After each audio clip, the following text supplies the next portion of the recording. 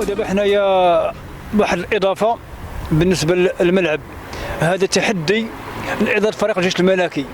نقدر نسميوه تحدي، نقدر نسميوه انجاز الى قامت به وجلبت لنا الملعب باش نلعبوا في القنيطره. لحقاش لا يعقل ان الفرق الخصوم كلهم كيلعبوا امام الجمهور ديالهم باعداد كثيره، اعداد غفيره، باستثناء فريق الجيش الملكي اللي غيتنقل الجمهور ديالنا الوجده ولا الدفاع الجديده. يعني كتعرفوا النزاعات اللي كاينه بين الجمهور ديال الجيش الملكي والجمهور ديال الدار البيضاء.